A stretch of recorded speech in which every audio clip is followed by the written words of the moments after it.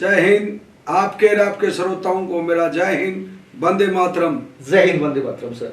Sir जी, तोलोलिंग की जो कहानी है, आपके सीओ रविंद्रनाथ, बहुत उनका नाम होता है। आपकी जो जी जी जी, हमारी बटालियन का नाम दो राजरीफ था।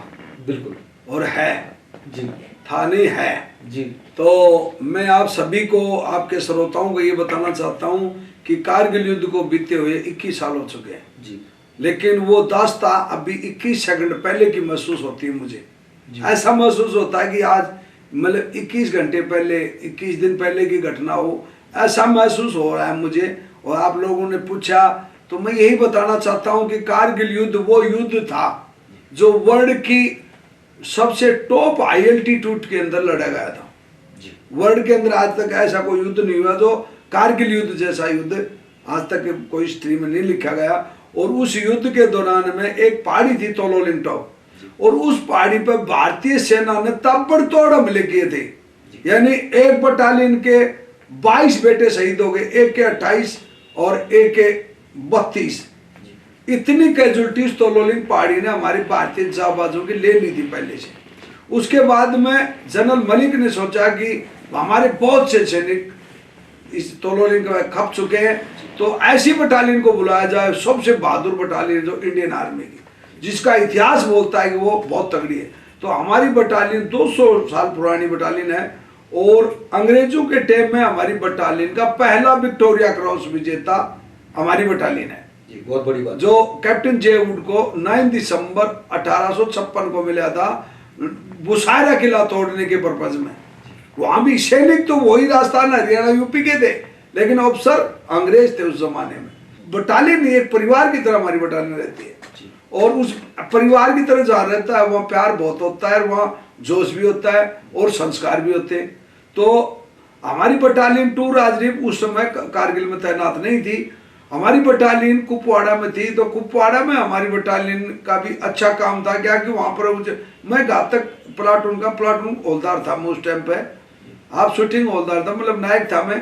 तो उस जगह पे जैसे ही हमारे को 4 उग्रवादी मारे मैंने उधर, तो हमारी बटालियन का तहलका होगा कि भाई वो तो 2 राजरीफ तो बजा बजा के उग्रवादियों को मारती है। हमने एक को 8 किलोमीटर, 6 किलोमीटर, 5 किलोमीटर ऐसे दौड़ा के उनको मारा जी। तो वो उस टाइम पर तहलका होगा 2 राजरीफ तो बहुत खतरनाक बटालियन है। और उसी टाइम कारगिल में लड़ाई शुरू हो गई। शुरू होते ही हमारी बटालियन को जनरल मलिक साहब ने, हमारी battalion commander colonel M B. Ravindranath को आदेश दिया कि भाई आपकी बटालियन बहुत बहादुर है और कारगिल में युद्ध छिड़ चुका है, और यहाँ अभी तक 1 फुट की भी कामयाबी नहीं मिली है हमारे सैनिकों को, और किसी भी पोस्ट चौकी पर कब्जा नहीं हुआ है। तो मैं आसानी पूरा विश्वास के साथ कह सकता हूँ कि 2 राजरीफ ये काम करके दिखा सकती है। तो तुम्हारे को 36 घंटे टाइम दिया जाता, अपना असला बारूद लेकर के कारगिल पहुंचो। तो हम 24 घंटे पहुंच गए वहाँ। इतना जोश चढ़ा हमारे पास में हमारे सैनिकों को, और हमारी बटालियन में इतना जोश था, सब बड़ा ठोक दो। और पूरी बटालियन में से 105 गाड़ी लेकर के सबसे आगे वाली गाड़ी में मैं, और मेरे साथ मेरे कंपनी कमांडर मेजर विवेक गुप्ता। बोले निगेंदर अब होगा मजा, साहब अब ठोकेंगे अनगिनत तुमको जी। बोले बहुत अच्छी बात है। हम चलते चलते हम गुमरी में पहुंच गए वहाँ सोनमार्ग के पास में। तो सोनमार्ग में हमने होल्ड किया 31 मई को, और 1 जून को हम गुमरी में पहुंच गए। गुमरी में पहुंचते ही गुमरी के बाद में हमारे को 2 दिन का समय दिया रेकी करने के लिए। तो पहले मैं, मेरे बटालियन कमांडर कर्नल रविंद्रनाथ और कुछ और मेरे साथ दोस्त थे, बावरलाल, सुबदार सुमेर सिंह। तो हम 4-5 आदमी वहाँ गए, रेकी करके आए जी। रेकी करने के बाद वो हेलीकॉप्टर से रेकी करी। तो मैंने बोला मो सर मजा नहीं आया रेकी में, तो मुझको हम तो ठेठ पैदल जाके ही करेंगे। बोले ठीक है ओके, कल सुबह जाएंगे।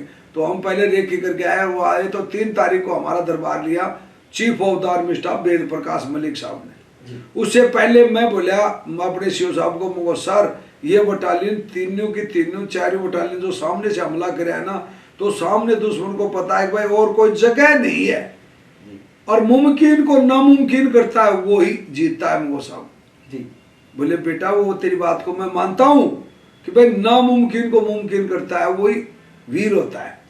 तो लेकिन बोले अब बता क्या करना। सर इस नाले में से मैं और बवरलाल साहब एंड पार्टी है ना, जो कमांडो वाले हैं, हम सब के सब यहाँ से चढ़ जाएंगे, तो वहाँ पीछे LMG लगा लेंगे, हम तो लो लेंगे। तो बोले यार ये तो बहुत तगड़ी बात है, ये बात तू जनरल साहब को दरबार में बताना। मुझको ठीक है सर। अब जनरल साहब को दरबार लगे, हम वहाँ पहुँच गए तो दरबार में गए तो जनरल मलिक साहब ने पूरी बटालियन को इतना तगड़ा मोटिवेशन किया कि ये वो बटालियन है, हमारी बटालियन का इतिहास बताया, जोश में जोश भर दिया।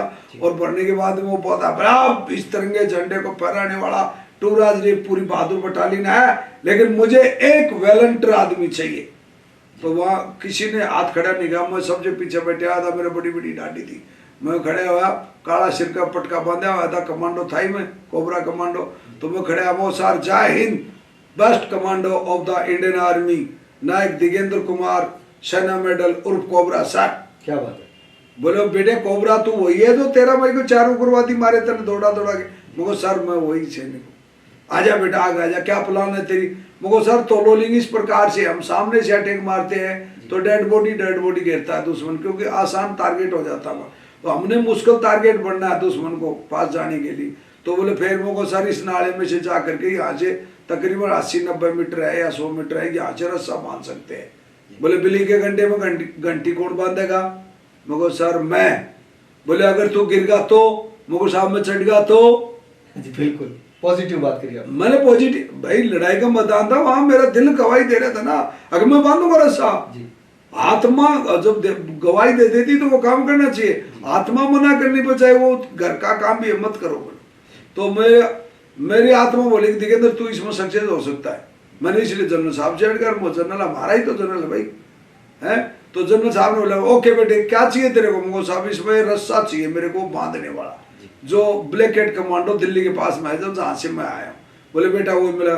मुझको साहब ये खिलाड़ी जब दौड़ लगाते हैं तो इसमें स्प्रिंट बढ़ती है, थकते नहीं है, वो इंजेक्शन कौन से होते हैं? मुझको वो इंजेक्शन चाहिए मेरे को।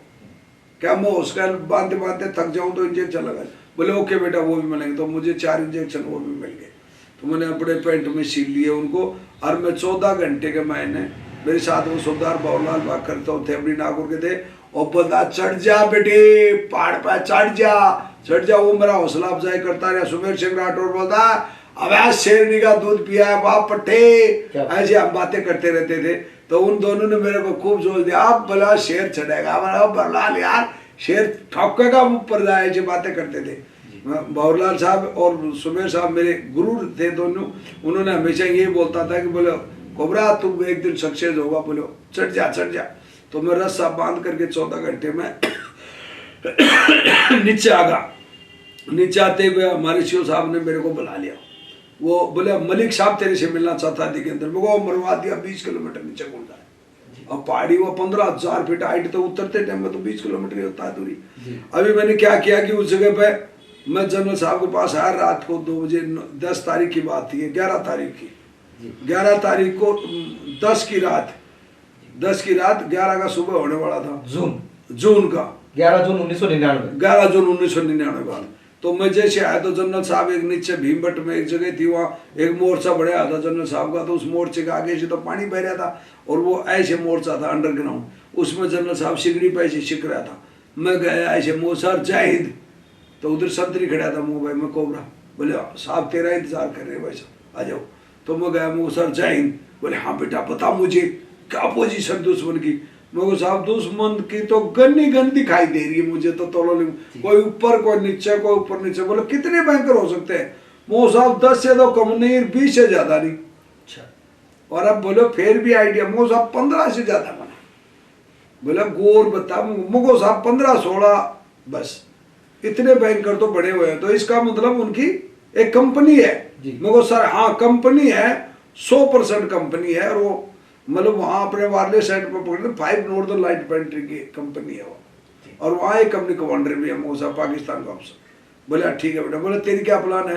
वो सर मेरी प्लान है कि मैं और मेरी टीम जो घातक टीम है ना, कोबरा टीम, हम पीछे से चढ़ेंगे मोसा, और पीछे से जाकर उस पर फायर खोलेंगे, ताकि वो अपनी गनों को हटा करके वो सोचेगा पीछे से अटैक आगा, तो वो सारी गनों को पीछे हटा देगा। और हटाते हमारी चार्ली कंपनी है जो इस पर हमला बोल देगी जी, दूसरी साइड से, सामने से ही जी, सेम वही पोजीशन में सामने से ही जी। क्यों फायरों को बदली करेगा, और फिर चार्ली कंपनी अटैक करेगी तो हम सब सक्सेस हो जाएंगे। बोले बेटे अगर चार्ली कंपनी अटैक करेगी तुम कहोगे हम अटैक में शामिल होंगे वो सब? मम्मू को अटैक में उधर से शामिल हो जाएंगे। तो बोले ये तो अच्छी प्लान है तुम्हारी, बहुत बढ़िया। बोले ओके बेटा डन। तो बोले एक काम करते, सुबह 13 जून को सुबह बेटे अगर तुम ये झंडा गाड़ते हो ना, तुम्हारा नाश्ता मैं अपने हाथों से कराऊंगा साहब, आपका कलेवा का पक्का इंतजार करेंगे तोलो लिंक पे। तो उस जगह से वो जनरल मलिक साहब ने मेरे 3 थप्पी मार के बोलता है शाबाश बेटे, मैं देखता हूँ कि 13 जून को वहां तोलो लिंक पर तिरंगा झंडा देखे पूरा विश्व देखेगा कि कारगिल युद्ध की पहली कामयाबी का पहला झंडा गाड़ दिया हिंदुस्तान ने। मैं कहो साहब भगवान चाहे तो झंडा जरूर आपको वहां पर मिलेगा, इसमें 100% मेरा ये आत्मा कही। बोले ओके बेटा जा मेरे बेटे, बोले जा विजय भाव। और मैं रात को वहां से 2 बजे 11 जून को चल दिया वहां से। अब पूरी रात चलता रहा पर चलता रहा। 11 जून को शाम के 5 बजे मैं ऊपर पहुंच गया। वहाँ मेरे कंपनी कमांडर मेजर विवेक गुप्ता, मेरे सीओ साहब बटालियन कमांडर कर्नल रविंद्र नाथ और सूबेदार बाबूलाल, सूबेदार सुमेर सिंह राठौड़, शेर यशवीर और हौलदार सुल्तान सिंह नरवालिया, नायक नायक चमन नायक सुरेंद्र और लहस नायक बच्चन सिंह और राइफलमैन जसवीर, ये मेरे 9-10 साथी मेरे सीओ साहब और काफ़ी जैसे जवान थे। जो बोले जनरल साहब ने क्या पूछा थी के अंदर तेरे से, वो जनरल साहब ने ये पूछा भाई कितने बैंकर बने हुए हैं। मगर थार जनरल साहब के चक्कर में मेरे गोटे अलगोजे हो गए। मुझको 20 किलोमीटर गया, 20 है 40 किलोमीटर पूरी रात हो चलता। तो बोले सीओ साहब बोलता बोले अब तुम गर्म पानी से इसको नुआओ। अब वहाँ पहाड़ियों के अंदर पतीले में गर्म कर रहे थे, तो गर्म पानी से मैं मतलब अपने हाथ पैर ही सेके, मतलब कुछ नहीं नहाना तो कहा था, ये पैरों को खूब सेके क्योंकि कुल रहे थे ऐसे। सोया और चूरमा बनाया खाया और स्लीपिंग बैग में सो गया पूरे दिन। मतलब 11 जून को पूरे दिन सोता रहा और फिर शाम को फिर खाना खा के फिर सो गया हैं। इतने वो फायरिंग चलती रही, ऊपर से गोले बरसते रहे। 12 जून को जब सुबह उठा मैं, हमने कहा भाई आज रात को अटैक मारना है। 12 जून को सुबह उठा, हे भोले शंकर जीत दिलाना मुझे भाई, हम सैनिक है इसीलिए फौज में आए। और उसके बाद में हमने क्या हुआ कि 12 जून को हमने पूरी रेखी कर लिया। सीओ साहब ने प्लान बना लिया, हमने सब बना लिया कैसे कैसे करो। बोले कोड बोर्ड बना लिया ऐसे ऐसे, अगर तू के अंदर जाते ही ऊपर ऐसे बोलेगा, ये पार्टी चार्ली कंपनी के अंदर ये बोलेंगे, ये मतलब ये करेंगे। तो एंड टाइम पर हमारे सीओ साहब ने क्या बोला, बोले चार्ली कंपनी की कमांड तो मैं करूँगा, मेजर गुप्ता तेरी वाली टीम में जाएगा, तो रस्सा से इधर से चढ़ जाएगा ये बोला। मगर ठीक है सर। तो मैं गुप्ता साहब, सूबेदार बाबूलाल, सूबेदार सुमेर सिंह, शेर यशवीर हम रस्से से 10 के 10 कमांडो ऊपर चढ़े। मैंने उनको जाने से पहले ये कहा वो सर पहले बैंकर को मैं बर्बाद कर दूंगा। तो सूबेदार बाबूलाल बाकर बोलता है दूसरे को मैं करूंगा यार ठेकेदार जी क्या बात है। तो सुमेर सिंह राठौड़ बोलता है वो तीसरे को मैं। अति देर में सीएच चमदा वो मेरिट का था, बोले ओए राजस्थानियों भाई तो सारे बैंकर तुम उठाओगे तो यूपी वाले क्या करेंगे। और मैं कहा भाई यूपी चौथा हो गए यार, तो भी ले ले हो गए यार। तो उसने ऐसे हमारी मजाक टॉप में ऑर्डर होते थे हमारे, तो वो चौथा वो 5वां 6ठा ऐसे शेचम यशवीर बाद सुल्तान सिंह नरवालिया सब हम सबके सब डिटेल हो चुके थे। और उसके बाद में हम सीधा के सीधे 12 जून को रात को 8:30 बजे उधर से चार्ली कंपनी एडवांस करती है, उधर से हम करते हैं रस्से से ऊपर जाते। जब वो सबसे आगे चल रहा था, सबसे आगे लीडिंग में था, तो सबसे ऊपर चढ़ आगे चल रहा था। तो उस साइड में मतलब मैं पूरा जैसे ही ऊपर गया तो उसके ऊपर फोर्स गन फायर कर रही थी, तो नीचे से डायरेक्ट फायर कर रही। उनको बोला वो फायर बेस कमांडर था सरदार राम कुमार लांबा, तो उसको मैंने बोला मैं कोबरा 4 लांबा हो, बोले पास। मगो भाई साहब मैं बरसियों गाँव में बाजरो रुआणु है। बोले ठीक है और देंगा, मैं तो बाजरो और भाई ले तो है पापा को एक हाथ थैली ऊपर और दे, यानी कि वो मेरी भाषा समझ गया कि भाई 1 मीटर ऊपर, मतलब फायर को पूरी गन्नू को उसने 1 मीटर ऊपर करा दिया। और कराने के बाद में हम फायर के नीचे से जैसे घुसे तो अंदर की तरफ दुश्मन के इलाके के अंदर हम जा रहे थे, तो दुश्मन की कोई हथियार फायर नहीं कर रहा था, अपने फायर हो रहे थे गत्तागत, उनके बैंकरू से कोई एक गोली फायर नहीं हो रही थी। तो जैसे वैसे सांप की तरह रेंगते हुए हम गए फायर के नीचे से। तो मैं तो फर्स्ट बैंकर मान लिया था, पर सेकंड ऐसे ऐसे करके। इस समय दुश्मन आपसे कितना दूर था? तकरीबन 20-25 मीटर जी, 20-25 मीटर, मतलब बिल्कुल आमने सामने की लड़ाई। हाँ बिल्कुल आमने सामने 20-25 मीटर का लगभग ये आइडिया अंधेर गुप्त था, तो पता नहीं भाई 20 था 25 था या 15 था, वो ये भी नहीं पता। तो वो जैसे ही हम आगे की तरफ गया तो मैं ऐसे बर्फ, कहाँ सफेद सफेद बर्फ थी तो उसको तो देख लो भाई ये तो बर्फ है, जहाँ काला था उसको सोचा ये पत्थर है। तो मेरे हाथ में AK-47 राइफल और 350 गोली AK-47 की, एक पिस्टल, एक कमांडो डैगर मेरे पास, इतना बड़ा चक्कू होता है जो साइनाइड में डबा होता है, वो टच करते आदमी ऊपर पहुंच जाता, ना हिंदी बोले ना मारवाड़ी बोले ना राजस्थानी बोले, वो फंस दे ऊपर पहुंच जाता, टच करते ही कहीं ब्लड का टच हुआ और वो खत्म। तो वो मेरे पास चक्कू था, ये पिस्टल थी, और उसके बाद मैंने 18 हैंड ग्रेनेड डाले हुए थे, पिट्टू फुल टोक टोक के भरा गया। हाँ, तो वो डालने के बाद में और ऐसे सांप की तरह रेंगता हुआ आगे जा रहा था, तो वो काला काला पत्थर ऐसे मुझे दिखाई दिया, तो मैंने सोचा कि मुझे यार इसमें तो वो क्या बोलते हैं, ये तो कहीं काला पत्थर है। मैंने उस पर ऐसे हाथ मारा, मारते दुश्मन की बैरल मेरे हाथ में आ गई ऐसे, और मैं गोदी के अंदर धोखा। तो मैंने अपनी तरफ जैसे ही खींचा उसने फायर कर दिया, पहले गोली आ लगी और 3 गोली मेरे सीने में लगी, ये इस जगह पर, ये देखो ये गोली लगी हुई है जी, 1 2 3 गोली ये लगी, लगते ही और 2 गोली केवल लगी तो वो भी छूट गई। अब मगोदी के अंदर धोखा, मैं बोला आज भगवान बहुत है मेरे मालिक, मैं एक योद्धा हूं, तने मेरा हथियार तक खोज लिया, अरे गोली मार दी वो तो कोई बात नहीं, दुश्मन अपना काम करेगा, लेकिन मुझको मेरा हथियार तो होना चाहिए था। तो दोस्तों मैं वहां पर मेरे को एक मेरे पिताजी की बात, लड़ाई की याद थी मेरे को हमेशा, बोले बेटा जो खुद की रक्षा नहीं करता उसकी भगवान नहीं करता है, और जो खुद की रक्षा करता है उसकी भगवान भी करता है। मैंने हैंड टू हैंड ग्रेनेड निकाले अंदर पिट्ठू में से और उसकी पिन काटी, और जो मैंने उस बैंकर में से वो बैरल पाड़ ली थी ना, उस बैंकर के अंदर ऐसा कैसा ठोक दिया, और वो ब्राम दे फटा, फटते वो बैंकर के पत्थर पाथर मेरे पर कुछ तो पड़े, कुछ वहां ढह, उस पत्थरों के वो उनके दुश्मन की खाली थी करोड़ रेंज, उसी के अंदर फंस गया मैं, और वो दुम्बा फटा, फटते ही अंदर से अल्लाहू अकबर काफर काटे, वो मरिया तो ऐसा एक भी मरो भाई, आइडिया लगा लिया वो मरिया जरूर है अपना ग्रेनेड से। अब उनके जो 30 आदमी थे जो पीछे बैठे हुए थे अलाट में, तो वो भवरलाल एंड पार्टी और सुमेर सिंह राठौड़ वो आगे की तरफ जैसे ही बढ़े और उन्होंने बोला याली दुश्मन का चौथा हमला भी फैल करेंगे, काफरों को चुप चुप के मारो साथियों, आगे बढ़ो। तो उन्होंने तो ऐसी आवाज दी, और सुबेदार भवरलाल बोलता है, वो तो बोले याली, सुबेदार भवरलाल बोलता बोल बजरंग बली, सफर शुरू होगी।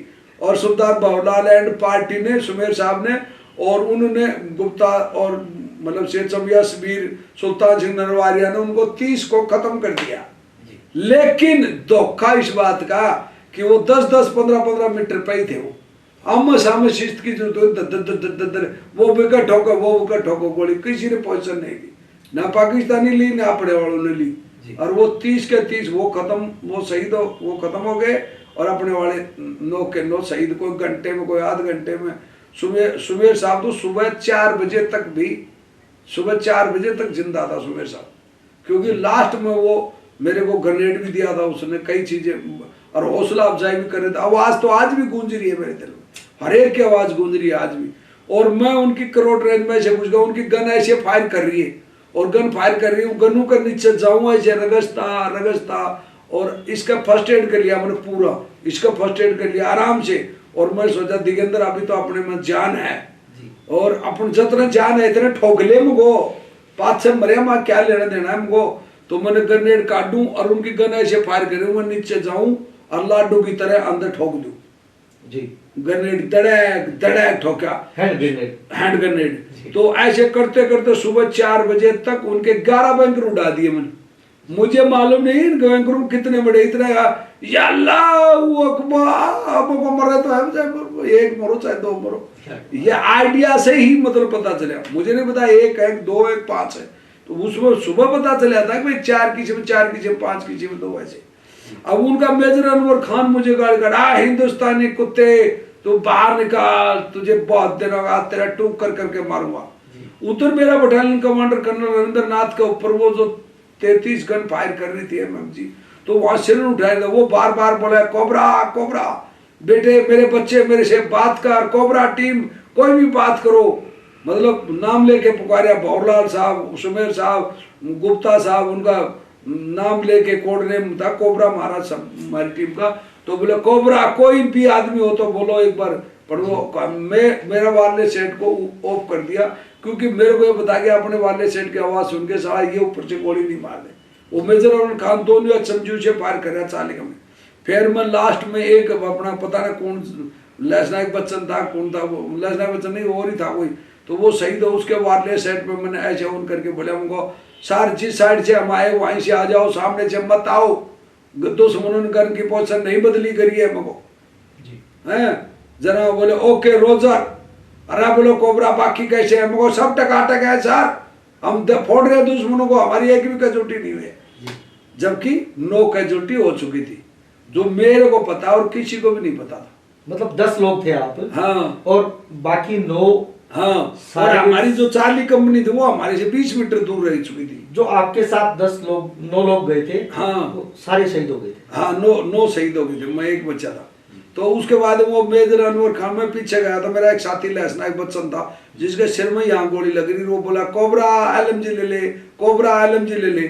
उसको पता है कि LMG में के अंदर गोल्ड मेडल है और ये ठोकेगा, अगर इसका LMG आ गई तो चाहे 10,000 आदमी हो जाओ, 10 नहीं 1 लाख बहुत है जी। क्या बात है। हाँ, LMG में ताकत इतनी होती है भाई, वो 1 मिनट में 30 गोली फायर करती है, धड़ ठोके ले, एक मैगजीन पूरा जी। तो वो और उसका फायर का मेरे उस हथियार में मुझे भारतीय सेना ने गोल्ड मेडल भी दिया था। हाँ, तो मैं पीछे वो मेजर अनवर खान मुझे पूरी रात गाली काटा, हिंदुस्तानी कुत्ते तेरा या करूंगा। फिर उसको पता चल गया ये तो वही कोबरा है जो 1995 में सर्जिकल स्ट्राइक में अपने 16 सिर काट के ले गया था। 1995 में हमने 16 सिर काट के ले आए थे पाकिस्तान के। हमारे एक कमांडो को उन्होंने खत्म कर दिया था, उसके बाद में हमने उनके 16 काट के लाए थे। तो ये सर्जिकल स्ट्राइक इंडियन आर्मी की पहली थी। लेकिन वो उस टाइम पे क्या होता, ना मीडिया होता था, ना कुछ होता था, और ना यूनिट से बाहर बात जाती थी और ना सर्जिकल स्ट्राइक में काम करने वालों को इनाम भी नहीं दी जाती थी, क्योंकि वो ओपन नहीं हो सकती। अभी बाद में जो सर्जिकल स्ट्राइक हुई वो काफी हाईलाइट हुई। ये तो अभी मीडिया बहुत ज्यादा होगा ना, पहले तो हमारे पास तो चिट्ठी, वतन से चिट्ठी आई है, चिट्ठी के अलावा कुछ नहीं था। बॉर्डर फिल्म में आया था। हाँ, संदेशे आते हैं, संदेशे जाते हैं, वो पहले बहुत ही कम। देखो आप भी, हमारे छोटे छोटे बच्चे हैं ना, वो अमेरिका बात कर लेते हैं जी, सही बात। और पहले अपनी रिश्तेदारी में मेरी ससुराल 11 किलोमीटर पड़ता है गोवर्धनपुरा मेरे गांव से, जादरा से, तो वहां से 6 महीने तक कोई पता ही नहीं चलता था भाई क्या कैसे क्या है। और अब सुबह शाम अभी हमारे बहू है जो वो 5 मिनट में अपनी मम्मी कैसी हो, पापा कैसे हो, ये बोल लेते। तो ये जो संचार क्रांति आई है अभी देश में, ये उस टाइम पे होती तो हम तो बहुत आदमी मारते ये उसका भाई, वो हमको ज्यादा वो तो पता नहीं बता सकते, लेकिन इसका इफेक्ट तो अच्छा पड़ा है। तो 9 सारे शहीद हो गए। मेरे 9 के 9 साथी शहीद हो चुके थे। सुबह 4 बजे सुमेर साहब मेरे पैरों में आके यहाँ ब्रुष्ट लग गया, पूरा फाट गया जी। हाँ, तो वो सुबह खत्म हुए थे। उसके बाद में मतलब वो मेजर अनवर खान मेरा बोला, कुत्ते तने 16 सिर काटेगा, तेरे 16 टूक करूंगा इस तो लो लेंगे ऊपर। मैंने आप पठानी का दूध पिया है, मको मैंने भी चाटनी का पिया है, मो राजस्थान। क्या बात है। हाँ, मको मैंने भी राजस्थान की चाटनी का पिया है, मको आजा, मको पटे सामने आ, मको मुकाबला तेरा मेरा होगा। मको मैंने भी ऊँटड़ी का पूंछ पकड़ लिया, 10 कोस नहीं छोड़ा, मैं उतना छोड़ दूंगा। तो साहब उधर अच्छा गाली गलौज खूब हुई। उसके बाद वो मेजर अनवर खान वो लहसनायक बच्चन के LMG ली में, मेरा ग्रेनेड सब खत्म हो चुके थे, और मैं जैसे ही सीढ़ी ऊपर चढ़ा और वो मेजर अनवर खान है जो 2 चमची से हमारी चार्ली कंपनी में फायर कर रहा था, तो उसी टाइम मतलब मैं उसके पीछे गया, LMG लगा, मेजर अनवर खान संभाल, मेरे हिंदुस्तान का सिपाही पीठ की गोली नहीं मारता, संभाल मेरे। मैंने उनको गाली काटी, तो वो अभी नहीं बता सकता, तो उसको मैंने जोश में गाड़ी, उसने मेरे पर सीधी डाई मारी जो इधर आता है। मैंने LMG छोड़ी, मेरी LMG में रोक पड़ गई, तो खाई बात एक ही गोली फायरी, उसने अपनी पिस्टल काटी और 3rd गोली मारी जो मेरे यहाँ लगी इस जगह पे, और मेरी गोली फायर हुई उसके पिस्टल में लगी या हाथ में लगी, कहाँ लगी ये भी पता नहीं, वो भी छूट गई। अब उसने मेरे पर सीधी डाई मारी, आ हिंदुस्तानी कुत्ते तेरे को अब फोड़ूंगा। उसने तो ऐसे बोला, मैंने उसको टेटुआ पकड़ा यहाँ से सीधा ही टेटुआ पकड़ा, मारी किक, गुड़ता गुड़ता उन्हें 4 पाग, हिंदुस्तानी छोड़ दे, मुख बरात मारा, छोड़ दूं तेरे को। उसका टेट मत दबाएगा, लेकिन भारी भरकम शरीर था वो, मेरे से भी टाटा तगड़ा था। उसने एकदम से मेरे छुटाते वो पाकिस्तानी तरफ जैसे भागना शुरू किया, मैंने एकदम से खड़ा होकर के और उसके ऊपर सीधी डाई मारी। डाई मारते तो उसका हाथ गलिया, फिर बेल्ट में, फिर उसके जूते में 2 आंगली ऐसे गली, मतलब चढ़ दे खचा उसकी पीठ पर चढ़ाएगा। और मैं वो यो खड़ा हो उससे पहले साला के अंदर कमांडो डायगर बैठा दे, तो मैंने ऐसे करके ना वो कमांडो डायगर लिया और घट से उसकी गर्दन बैठाया, यहाँ पर बैठाते हुए बोले आ मौका का गया काम से। फिर मैंने आराम से उसकी मुंडी ऐसे पकड़ी 3-4 आंगली से और वो मुंडी काटी, चढ़ते उसका मुंडी रगड़ दी। मुंडी रगड़ते मैं बोल मेजर अनवर खान बहुत देरों की 16 टूक करने वाले, मुझको तेरा खुद के 2 टूक हो गए जी। उसके बाद वो मुंडी ली और बात बात है जय बोलता, जैसे मैं ऊपर की तरफ आया तो मेरी ये टांग भी काम नहीं कर रही थी कि गोली लग रही थी, मैं ऐसे पड़ता लौटता ऊपर की तरफ आया तो भारत माता की जय जय बोलता। जैसे मैं ऊपर की तरफ चढ़ा तो अमेरिकी सैटेलाइट में मेरी फोटो आ गई और अमेरिकी सैटेलाइट में वो मेरे चीफ ने मेरे को दिखाई, बोले बेटे तेरी वीरता तू खुद अपने आंखों से देख ले।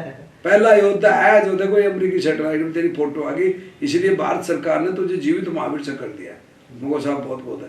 मैं जैसे ऊपर चढ़ा भारत माता की जय बोल रहा था, उधर से मेरी चार्ली कंपनी पूरी चढ़ गई और जैसे ऊपर चढ़ा मैंने मुझको झंडा कहाँ गाड़ू, फिर बहुत भयंकर गुस्सा रहा था ना और मेरे साथियों के खून से ऐसे गदर गदर नदी सी बह रही थी। तो उस टाइम पर मैं बोला भारत माता की जय, ना कोई जय नहीं बोला तो मेरा बड़ा दुख हुआ। अरे हमको कोई एक तो बोलो यारो साथियों, एक तो बोलो, लेकिन कोई नहीं बोल सका। उधर पास चार्ली कंपनी मेरी जो कंपनी थी चार्ली कंपनी, उस जोर से भारत माता की हाथ दिगंदा भारत माता की जय, वो मतलब 10-20 मीटर पे थे वो सब के सब, मेरा बटालियन कमांडर भी आ गया, सब आ गए। और मैंने तिरंगा झंडा लिया और उसकी बॉडी को रक्षा के पत्थर का सारा लगाया, जो कटा हुआ था उसी का मैंने तिरंगा झंडा गाड़ दिया। क्या बात है। हाँ क्योंकि मुझे इससे बढ़िया जगह और हो नहीं सकती, वो गड्ढे में ठीक रहे, उसी में तिरंगा झंडा गाड़ दिया। भारत को पहली जीत का पहला तिरंगा झंडा इस हाथ को लिखा था। मैं इस हाथ को बार बार सलूट करता हूँ, प्यार करता हूँ कि इस हाथ ने वो काम करे। मैं तो क्या, मैं तो बकवास होती, मैंने भगवान ने मौका दिया हमारे को लड़ने का और हमने वो काम किया साहब। और करने के बाद में वो झंडा, उधर मेरा सीओ साहब आया, उसने आके बोला प्राउड माय सन दिगंबर, आज मेरे कलयुग के कर्णबली, आज तूने वो काम करके दिखाया जा, वाह धन्य वो धरती जिस वक्त तेरे जैसा सूरमा पैदा हुआ, धन्य वो माँ बाप जिसकी कूक को तूने स्वर्ण अक्षरों में लिखा दिया। बेटे जब तक सूरज चांद रहेगा मेरे बेटे तेरा अमर नाम रहेगा तू। बहुत मगो सर शायद चक्कर आने लगे ऊपर जा रहे, पर मगो सर मेरी एक इच्छा है आखिरी। बोले क्या? मगो सर मेरे 2 भाई है माम सिंह भूप सिंह, वो 1808 में, उनको बोलना मेरी बॉडी दिखा देना एक बार सर, मैं नहीं बचता हूँ तो। अगर भाई मेरे बॉडी दिखाना मेरे भाइयों को, भाई इतनी गोली मारी, मैंने बाप का बदला ले लिया। कितनी गोलियां लगी थी? मेरे 5 गोलियां लगी थी। 5 गोलियां। हाँ मुझको मेरे भाइयों को ये भी दिखा देना कि मैंने पापा के 5 गोली लगी थी, उनका बदला ले लिया, मेरे 5 गोली लग रही, उनका बदला मेरे भाई लेंगे। तो वो छोटा भाई मान सिंह को नीचे भेजा उसके सीओ साहब ने, जाटके ने, तो वो मेरे को वहाँ दरास में एम्बुलेंस को रुकवा के बोले मेरा भैया है पर देख लेते हो साहब। जब बोले भाई देख लेते हो, फिर तो वो देखा तो वो मेरे 2 खाई, तो जब तक मेरे को ऐसे कैसा होश था। जब मान सिंह बोले भाई साहब कितनी गोली लगी, मुझे 5। बोले 5000 तक हम भी नाश्ता नहीं करेंगे, ये भाई तेरा भाई मान सिंह का वादा है वो। और भाई मान सिंह वो दोनों पास दूसरे दिन अटैक में गए थे। मैं वहाँ आया, वहाँ से हेलीकॉप्टर से मेरे श्रीनगर ले आ गया। श्रीनगर देश का प्रधानमंत्री अटल जी हेलीकॉप्टर उतरा था, उसने लोग बोले sir Tololing hero, Tololing man hero, Tololing सब डॉक्टर ने ऑफिसर सब बोला सर तोलोलिंग 1 पीस। अब अंग्रेजी में क्या क्या बोल रही थे मुझे पता नहीं। तो बोले सर ये बंदा है जो तोलोलिंग पर जिसने कई पाकिस्तानियों को ढेर किया। तो उसने वो बोले मुझे करेक्ट रिपोर्ट चाहिए, तो उसने फटाफट वो ऊपर से पूछ गई, उधर डेड बॉडी गिनी ली थी, तो 11-12 बजे तक पूछा था वहाँ पर। तो वहाँ मेरे को देश का अटल बिहारी वाजपेयी जो प्रधानमंत्री था ना, वो 3 थप्पी मार के बोलता वारे मेरे कलयुग के कर्णबली तना 48 मारे। मगर है मेरे को तो पता ही नहीं जी। बोलो 48 मारे बेटे, तना आप सेंचुरी में 2 की कभी अभी तक नोट आउट है। क्या बात है। मामो को साहब ये तो बहुत अच्छी बात है, जिंदा रहा तो हम आप सेंचुरी बनाएंगे जी जी है। तो उसके बाद डॉक्टर बोला तुझे नहीं पता? मुझको साहब मेरे को क्या पता, मैं तो गन टोक रहा था, मैंने कितने मारे हैं, मेरे साथियों ने कितने मारे, ये कौन गिनता है? मुझको साहब जी सही बात है। ये तो मेरे को तो साहब ने बताया, मेरे को आपको किसने, साहब को किसने बताया होगा तो भी तो बोल रहे होंगे। बोले हाँ ये बात तो सही है। तो उसके बाद मेरा ऑपरेशन किया, मैं वहाँ कोमा में चला गया। 7 दिन बाद मैं पूना हॉस्पिटल में मिला, जो पंखा चल रहा था, मुझे नहीं पता कब श्रीनगर से पूना आया कब ऐसे। उसके बाद में 14 अगस्त 1999 को जनरल मलिक साहब मेरे बेड के ऊपर सुबह में सुत्या था, वो बैठा था, मेरे को जगाया भी नहीं किसी आदमी ने। और उसने ये जनरल साहब ने कहा कि उस शेर को सुत्या रहने तो मैं जगाऊंगा। तो सुबह आया तो वो 14 अगस्त को, मतलब मैं सुत्या था ऐसे 9 नंबर वार्ड में पूना कमांड हॉस्पिटल में। उसने बोले बेटे दिगेंदर, हाँ सर। मैं सर जय हिंद। नहीं नहीं बैठ बेटा, बैठ बैठ बैठ बैठ बैठ। मुझको कैसे हो? मुझको साहब बढ़िया हो। बोले भारत सरकार ने आपके मान सम्मान और आपकी बहादुरी की कदर करते हुए देश का जो मेडल है ना महावीर चक्र, वो दिया है बेटा तुझे। जी क्या बात है। वो महावीर चक्र साहब? बोले हाँ। बोले महावीर चक्र तेरे को वो दिया है, और उस दिन तेरा नाश्ता नहीं करा सका बेटा मैं तोलोलिंग पे, क्योंकि तेरे 9 साथी जो कह रहे थे उस दिन नाश्ता करेंगे जनरल साहब, वो नहीं रह पाए थे। तू अकेला बच्चा था बेटा उनमें से। तो आज तेरी टूर आज बटालियन को हमें चीफ साइटेशन भी दिया है, और डबल साइटेशन मिले तेरी बटालियन को, और मैं नाश्ता ये मिठाई लेके आया। मेरे बच्चे बोले तुझे ढेर सारी शुभकामनाएं। वो साहब जाए। उसके बाद में दोस्तों 15 अगस्त 1999 को मुझे महावीर चक्र जैसा नवाजा गया। उसके बाद अभी तक भगवान ने ठीक कर तैयार है बस।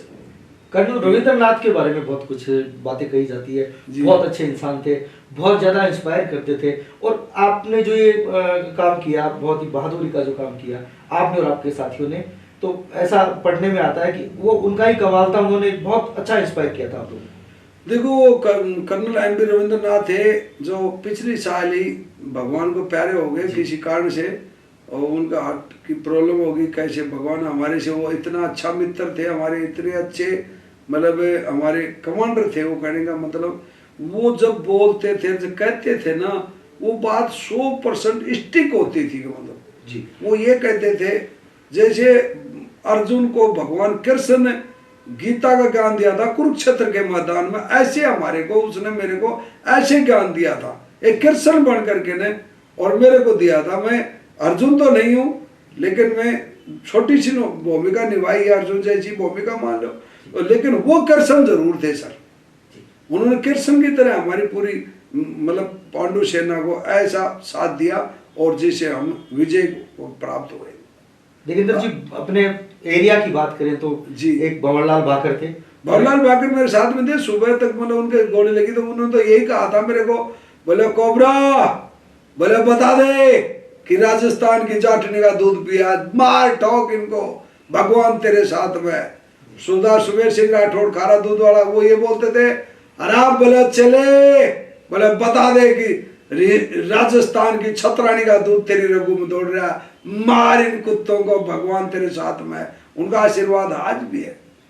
मेजर वीर गुप्ता भी मेरे को मरने से पहले बोला था, कोबरा तोलोलिंग लेके एकदम छोड़ना, अन्यथा मत छोड़ना, मृत्यु को चैलेंज कर दे मेरे दोस्त, मृत्यु को चैलेंज कर देना। बोलो कितना मुश्किल था ये, क्योंकि बताते हैं कि तोलोलिंग बहुत कठिन चढ़ाई है। वो चढ़ाई बहुत ही, देखो नाम कारगिल युद्ध की पहली कामयाबी का पहला तिरंगा झंडा था जो इस हाथ में था। इससे बड़ा गौरव क्या मान सकते हो आप? सेना तो 65 किलोमीटर में लड़ रही थी वहां, तो वहां कोई अमीर कोई अलग फौजी थोड़ी थे। लेकिन क्या होता है, किसी किसी किस्मत होती है। हमारी बटालियन की किस्मत अच्छी थी, नहीं हमारे से पहले तो 3 बटालियन के बहुत से बेटे शहीद हुए थे। क्या उन्होंने लड़ाई नहीं लड़ी थी? उन्होंने बहुत लड़ाई लड़ी थी, उनके भी बेटे खपे थे, और उस लड़ाई में बहुत ज्यादा नुकसान भी हुआ था। तोलोलिंग पे हुआ था, क्योंकि तोलोलिंग NH के पास में है डायरेक्ट। जो आजकल विजय दिवस मनाते हैं ना, उसके सामने तोलोलिंग है। वो अच्छा, विजय दिवस के जो वहां पर शहीदों का स्मारक बना है ना, उसके सामने वाली पहाड़ी है वो जी, उसको तोलोलिंग कहते हो। बाकी टाइगर हिल तो वो टाइगर के नाम से फेमस होगी, बाकी इतनी वहां कैजुअल्टी नहीं हुई जितनी की तोलोलिंग पे हुई थी। जी। तो तोलोलिंग कारगिल युद्ध का टर्निंग पॉइंट था। अभी लोग ये बताते हैं कारगिल युद्ध का टर्निंग पॉइंट था। उससे पहले हमारी भारतीय सेना जो 65 और कितना किलोमीटर के दूर इलाके में थी ना, 165 थी, कितना किलोमीटर का लंबा चौड़ा बॉर्डर था ना, उसमें कहीं भी स्थिति नहीं। उसके बाद में तो सब में सोच सका, सबकी सब बटालियन टूट के भूखे भेड़िए की तरह पाकिस्तानी में टूट पड़े थे। और उसके बाद में पाकिस्तान को तो हाहाकार मचा दी थी। और ये तो वो सीज फायर का ऑर्डर दे दिया, नहीं हम तो वो पहुंच जाते बहुत दूर, रावलपिंडी आगे तक पहुंच जाते जी, उधर से पहुंच सकते हैं। हाँ, खूब पहुंच जाते थे हम जी। और 4-5 दिन बाद में तो हमारी बटालियन ठेठ लाहौर में रजिन डे मना देती जी, लेकिन हाँ। आदेश नहीं थे। आदेश नहीं थे। जोगिंदर जी, मूल रूप से आप सीकर जिले के रहने वाले हैं। हाँ, मेरा गांव झालरा है, पोस्ट ऑफिस दयाल का नांगल है, तहसील नीम का थाना, जिला सीकर जी। शेखावाटी के अपने बहुत सारे शहीद भी होते हैं, बहुत सारे योद्धा भी होते हैं। झुंझुनू और सीकर की बात होते नहीं, अभी भी है सर जी, अभी भी है, बहुत ज्यादा है। शेखावाटी के बारे में क्या कहना चाहेंगे? सीकर और झुंझुनू की बड़ी चर्चा होती है देश में। सर हमारी डीएनए में ये है, हमारी शेखावाटी की कास्ट ही शेखावाटी है, एक ही है। हम कोई भी कास्ट का बंदा ले लो, चाहे वो एससी ले लो, एसटी ले लो, ओबीसी ले लो, जनरल ले लो, हम सब एक जैसे हैं। हमारी पहचान नहीं बता सकता कोई भी इंडिया में कि यार यो एससी एसटी का बच्चा लगता है और यो जनरल का लगता है, यो ओबीसी का लगता है। नहीं, हमारी मिट्टी में ऐसी पहचान है कि हम सब के सब बब्बर शेर ही लगते हैं। कहीं जाते हैं बाहर में एक जैसे लगते हैं, एक जैसे लगते हैं। आप कहीं भी चले जाओ, बम्बई चले जाओ, कलकत्ता चले जाओ, चेन्नई चले जाओ, कहीं भी चले जाओ, वहाँ अपना शेखावाटी का कोई भी किसी भी जाति का बच्चा मिल जाए, वहाँ के सब लोग कहते हैं और ये शेखावाटी का शेर है, ये बोलते हैं उनको। तो हमारे गर्व होता है कि हम शेखावाटी में जन्म लिया और भगवान से दूसरा जन्म तो पक्का है हमारा, क्योंकि हमने अच्छा कर्म किया। देख, मोक्ष की तो हम कह नहीं सकते, वो तो मालिक पर डिपेंड करता है भाई वो तो, लेकिन दोबारा जन्म जरूर होगा। तो भगवान से यही प्रार्थना करते हैं दोबारा शेखावाटी में हो। बिल्कुल, हाँ, तो ये मालिक से प्रार्थना हमारी। जोगिंदर जी, महावीर चक्र होने के कारण बहुत सम्मान मिलता है, क्योंकि ये सब बड़ा सम्मान है। पीवीसी परमवीर चक्र के बाद में जो सम्मान है वो महावीर चक्र है। महावीर चक्र बहुत सम्मान मिलता है, बहुत जगह आपको बुलाया जाता है, वो खूब। इतना सम्मान मिलता है, कैसा लगता है? देखो, जब सम्मान मिलता है, बच्चे बूढ़े सबके सब मेरे प्यार करते हैं ना, तो मैं अपने आप को इतना गौरवान्वित महसूस करता हूँ कि मालिक शायद इस शरीर ने, मेरी मन आत्मा कर्म ने अच्छे कर्म किए थे के अंदर, तो लोग ये तेरी इतनी इज्जत करते थे ना, प्यार देते, अथाह प्यार देते। मैं कहीं अनजान गांव में जहाँ बिल्कुल अनपढ़ आदमी है ना, जो फौज के बारे में कुछ नहीं जानते, को परमवीर चक्र, महावीर चक्र, उनको भी जाकर मैं बता दूं मैं फौज में कारगिल युद्ध में लड़ाई लड़ा हुआ एक फौजी हूँ और महावीर चक्र हूँ। तो बोले क्या बात कर रहे हो, हम महावीर चक्र है? अरे सर सर सर आओ, मैं हमारे घर बैठो, प्यार, सारी दुनिया इतना प्यार करती है सर, बहुत ज्यादा। वास्तव में ही भाई जो पाकिस्तान के अलावा तो सभी प्यार करते हैं ना। जी जी, पाकिस्तानी को तो वो दुश्मन है, वो तो क्यों करेंगे जी। ये बातें हैं, बताइए सर। बहुत बहुत धन्यवाद। ये थे जोगिंदर कुमार महावीर चक्र, जिन्होंने तोलोलिंग की जो लड़ाई हुई थी, जिसमें भारत कारगिल जिसके कारण जीता था, इनका सबसे अहम रोल रहा था। ये हमारा खास प्रोग्राम था तोलोलिंग की लड़ाई पर। मैं आपको बताना चाहूंगा कि इस इंटरव्यू के बाद में आप हमारे जो इनके साथी जो शहीद हुए थे, बाबूलाल भाकर और सुमेर सिंह साहब, ये जो हमारे 2 एरिया के शहीद शेखावाटी के लाल थे, तो उनके परिवारजनों की इंटरव्यू भी हमारे इस प्रोग्राम में है, आप उनको जरूर देखिएगा। और लगातार हम आपको इस तरह के बहुत सारे प्रोग्राम हमारे इस प्रोग्राम जय जवान में दिखाते रहेंगे। जय हिंद, वंदे मातरम। जय हिंद, वंदे मातरम। मैं श्रीमती देवी अपने शहीद सुबेदार गांव केवड़ी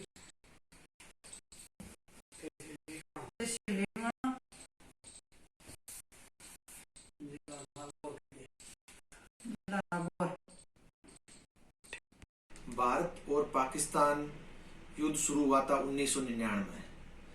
तो पाकिस्तान सेना एवं उनके आतंकवादियों द्वारा कई भारतीय सीमा में ऊंची पहाड़ियों पे पहले से ही कब्जा करके बैठे थे, जिसमें भारतीय सेना को पता लगने के बाद में जैसे भी कई बार भारतीय सेना ने पाकिस्तान की सेना एवं उन पे अटैक करना शुरू किया, लेकिन वो ज्यादा ऊंचाई हुए पहले से ही अपना वहां पे बैठे हुए थे, इसलिए अपनी सेना को वहां सफलता करना अहम काम था। कई बार अपनी सेना ने शुरू किया, लेकिन ऊंचाई पे ज्यादा होने की वजह से अपने को ज्यादा नुकसान हो रहा था एवं कई बार वो अपने वो अहम काम नहीं कर पाए। उसके बाद में सेकंड राजरीप को अहम रोल दिया गया कि आपको तोलोलिंग पहाड़ी ये मुक्त करवाना है। तो जिसमें सेकंड राजरीप ने ये शुरू किया, जिसमें अपने से कई ऊंची चोटी बर्फीली पहाड़ियों पे वो पहले से ही बैठे थे। तो जैसे ही अपने सेकंड राजरीप ने शुरू किया था, तो उसमें पापा सूबेदार थे, शहीद सूबेदार भंवरलाल बाकर। तो उन्होंने जैसे भी उनकी सेना के साथ में किया, तो वहां पे अलग अलग तरीके से रात में और करते हुए वो पहाड़ी को मुक्त कराया। पहाड़ी तो मुक्त हो गई, लेकिन पापा देश के लिए प्राण न्यौछावर कर दिया। उसके बाद में साथ में रहे कई सैनिक शहीद हो गए, उनमें से मुश्किल से 2 या 3 जने ही जिंदा बचे थे, जिनमें आज भी कई है। महावीर चक्र दिगेंद्र जी है, साथ के इनके साथियों में से बचे थे 12-13 जने 12 जून 1999 में रात में शहीद हो गए थे। वीरता को देखते हुए भारत सरकार ने शहीद सूबेदार भंवरलाल जी को वीर चक्र से सम्मानित किया गया मरणोपरांत। और पापा शुरू में ही उनकी इच्छा थी भारतीय सेना में देश के लिए रक्षा करे, और वो बहुत ही दयालु एवं सामाजिक प्रवृत्ति के थे एवं पर्यावरण प्रेमी थे। जैसे भी घर पे आते थे, तो जैसे अड़ोस पड़ोस में किसी के ब्याह शादी हो, गांव में किसी के काम हो, तो उनका आना जाना, उनकी सहायता करना उनका शुरू से ही विचार था। जैसे भी घर आते थे, तो जैसे जानवर है, गाय है, भैंस है, बकरी है, उनके भी वो उनको चारा डालना, उनकी देखभाल करना एवं अपने परिवार के साथ मिलजुल के रहना उनका एक स्वभाव था। कृषि कार्य में भी उनकी बहुत अधिक रुचि थी। खेती करना, जैसे कोई भी फसल का काम होता था, उसी समय वो खेती की बुआई जुताई कैसे करना है, कैसे नहीं करना है, वो प्रेरित करते थे। साथ साथ हमें पढ़ाई के लिए भी प्रेरित करते थे। पढ़ लिख के अच्छा काम करो, समाज में नाम करो, और जैसे भी आप पढ़ोगे लिखोगे तो अपने समाज में शिक्षित है और है, कैसे होना है कैसे नहीं होना, उनकी हमेशा से ये सोच रही है। मैं मनुपाराम बाकर, शहीद सूबेदार भंवरलाल बाकर के छोटे भाई। शहीद भंवरलाल बाकर का जन्म 25 दिसंबर 1956 श्री बुराराम जी बाकर के घर में हुआ। माता का नाम सुक्की देवी, भाई मनुपाराम, उनकी पत्नी श्रीमती गोगी देवी। इनके 5 बच्चे हैं, 2 लड़का और 3 लड़कियां। 5वीं तक उन्होंने पढ़ाई गांव ठेवड़ी में की और मैट्रिक पास उन्होंने तोशिना ग्राम से की। 19 मई 1976 को भारतीय सेना में भर्ती हुए। राजीव सेंटर दिल्ली में उन्होंने ट्रेनिंग किया। उसके बाद उनकी पहली पोस्टिंग लखनऊ हुई। उसके बाद लगभग उनकी ज़्यादा से ज़्यादा पोस्टिंग जम्मू क्षेत्र में रही। कारगिल की लड़ाई 1999 मई में लगभग भारतीय सेना और पाकिस्तानी सेना जो बॉर्डर पे हमारी रहती है, लगभग वहाँ की 18 से 20 हजार की हाइट है, जिसमें से जब ज़्यादा सर्दी का टाइम होता है, बर्फबारी ज़्यादा होती है, तो हमारी सेना भी लगभग 8000 हाइट में नीचे आ जाती है और पाकिस्तानी सेना भी पीछे हट जाती है। जिस टाइम हमारी सेना पीछे हटी तो पाकिस्तानी सेना ने अपना पीछे हट गई, लेकिन हमारी सेना ज़्यादा बर्फबारी होने के कारण कुछ समय के लिए वो पोस्ट नहीं संभाल पाई और पाकिस्तानी सेना ने आकर के पाकिस्तानी सेना द्वारा ही घुसपैठियों के साथ हमारी मोर्चाबंदी में कब्जा कर लिया। तो उन्होंने आक्रमण किया और उनके पूरा बयां उन पर आकर के एलएमडी का बुश लगा। जिस मोर्चे में ये कूदे थे वहाँ पर 5-6 लाशें थी, मिली उनकी पाकिस्तानियों की, और वहाँ पर वो उनको शहीद हो गए। करगिल युद्ध हिंदुस्तान का ही नहीं विश्व के सबसे कठिनतम युद्धों में से एक है। पाकिस्तानी घुसपैठियों एवं पाकिस्तानी फौज ने धोखे से हमारी ऊंची ऊंची पहाड़ियों पर कब्जा कर रखा था। वहाँ पे बंकर स्थापित कर लिए थे, राशन सामग्री उन्होंने काफ़ी टाइम के लिए एकत्रित कर रखी थी। जब भारतीय सेना को इसके बारे में भनक लगी तो भारतीय सेना ने ऑपरेशन विजय शुरू किया। काफ़ी मशक्क़त के बाद में भी भारतीय सेना को सफलता नहीं मिल पा रही थी। थल सेना अध्यक्ष वीपी मलिक ने ये टास्क 2 राजपूताना राइफल्स को सौंपा, जिसके सीईओ कर्नल रविंद्रनाथ ने इसको सहज स्वीकार किया और अपने जवानों को निर्देश दिया कि हमारे को कारगिल की फर्स्ट विजय प्राप्त करने का मौका मिला है। मेजर विवेक गुप्ता के नेतृत्व में एनएसजी कमांडो की एक टीम गठित की, जिसके अंदर सूबेदार सुमेर सिंह राठौड़, सूबेदार भंवरलाल भाकर, नायक दिगेंद्र कुमार, सीएचएम यशवीर सिंह, सुल्तान सिंह नरवारिया, बचन सिंह, सुरेंद्र सिंह आदि जवान थे। इन जवानों ने रात 12 जून 1999 को रात्रि 11 बजे इन्होंने तोलोलिंग पे छुपे हुए पाकिस्तानी फौज एवं घुसपैठियों के ऊपर जोरदार हमला किया। दोनों तरफ से भीषण युद्ध हुआ, गोलीबारी चलती रही। सुबह 4 बजे तक भारतीय सेना ने तोलोलिंग को विजय किया। इस युद्ध में मेरे पापा सूबेदार सुमेर सिंह राठौड़ को अनेक गोलियां लगने के बाद भी उन्होंने साहस एवं वीरता का परिचय दिया एवं करगिल विजय की फर्स्ट विजय तोलोलिंग को विजय प्राप्त करने में महत्वपूर्ण भूमिका निभाई। इसके कारण सूबेदार सुमेर सिंह राठौड़ को सेना मेडल से सम्मानित किया गया। नायक दिगेंद्र कुमार ने बताया कि उन्होंने बहुत एवं साहस के साथ युद्ध लड़ा। नायक दिगेंद्र कुमार ही अकेले इस युद्ध के अंदर बच पाए थे, उनके 9 साथी शहीद हो गए। नायक दिगेंद्र कुमार महावीर चक्र विजेता, उन्होंने बताया कि सूबेदार सुमेर सिंह राठौड़ मेरे साथ तोलोलिंग को विजय प्राप्त करने में महत्वपूर्ण भूमिका निभाई।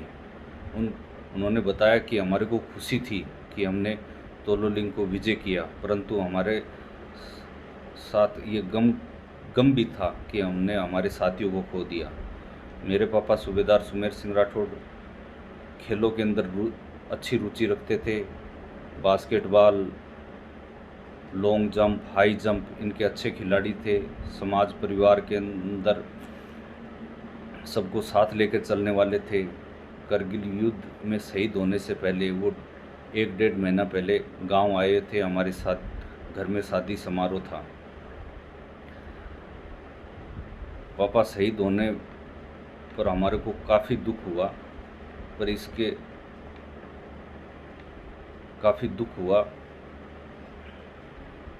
पर हमारे को इस बात की खुशी है कि हमारे पापा ने देश के लिए अपने प्राण न्यौछावर किए, अपना बलिदान दिया, सर्वोच्च बलिदान दिया। मुझे खुशी है कि मैं एक शहीद का बेटा हूँ।